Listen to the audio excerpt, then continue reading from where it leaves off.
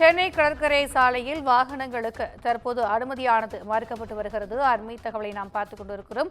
கடற்கரை சாலையில் புத்தாண்டு கொண்டாட்டங்களுக்கு அனுமதியானது மறுக்கப்பட்டிருக்கிறது. கூடுதல் விவரங்களை எமது செய்தியாளர் கீதன் வழங்க கேட்கலாம். வணக்கம் கீதன், இது குறித்தான கூடுதல் விவரங்கள். வணக்கம். இந்த புத்தாண்டு இன்னும் சில 2 மணி நேரங்களில் பிறக்க இருக்கக்கூடிய நிலையில் சென்னை கடற்கரை சாலையில் தற்பொழுது வாகனங்கள் அனுமதிக்கப்படவில்லை. குறிப்பாக காவல்துறையினர் இந்த தடுப்புகளை அமைத்து போக்குவரத்துறை தற்பொழுது தடை செய்திருக்கின்றனர். குறிப்பாக சென்னை கடற்கரையில் கடந்த காலங்களில் புத்தாண்டு கொண்டாட்டங்கள் அனுமதிக்கப்பட்ட நிலையில் கடந்த சில ஆண்டுகளாக அனுமதி மறுக்கப்பட்டு வருகின்றது. அந்த வகையில் இந்த ஆண்டும் புத்தாண்டு கொண்டாட்டங்களுக்கு அனுமதி மறுக்கப்பட்டுள்ள நிலையில் தற்பொழுது கடற்கரை சாலை முழுவதுமாக தற்பொழுது காவல்துறை தனது கட்டுப்பாட்டில் எடுத்து வாகனங்களை தற்போது அனுமதிக்காமல் தடுப்புகளை அமைத்திருக்கின்றனர்.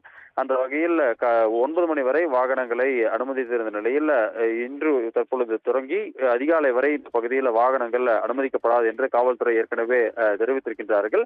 அந்த வகையில் இந்த பகுதியில் குறிப்பாக அடையாறிலிருந்து பாரிஸ் நோக்கி செல்லக்கூடிய வாகனங்களும் அதேபோல பாரிமுனையிலிருந்து அடையார் நோக்கி வரக்கூடிய வாகனங்களும் மாற்றுப்பாதையில் செல்வதற்கான ஏற்பாடுகளையும் காவல்துறையினர் செய்திருக்கின்றனர். அதற்காக ஆங்காங்கே தடுப்புகள் அமைத்து போக்குவரத்து காவலர்கள் தற்பொழுது அந்த வாகனங்களை திருப்பிவிடக்கூடிய பணிகளையும் மேற்கொண்டு வருகின்றனர்.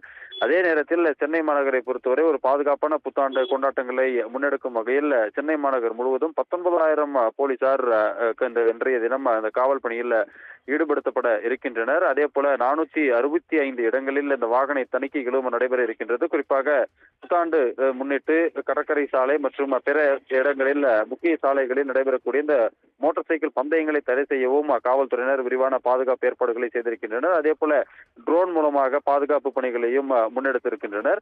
அதே போல தேவாலயங்கள் மற்றும் கோவில்களில் இரவு நேர அந்த பிரார்த்தனையின் போது பொதுமக்களுக்கு பாதுகாப்பு அளிப்பதற்கும் சென்னை மாநகர காவல்துறையினர் விரிவான ஏற்பாடுகளை செய்திருக்கின்றனர்.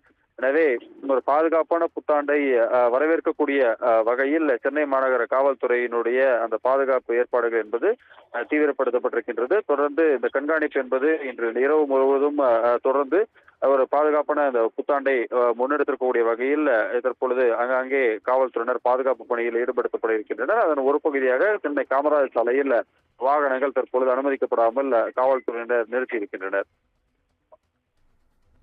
கூடுதல் விவரங்களுக்கு நன்றி கீதன்.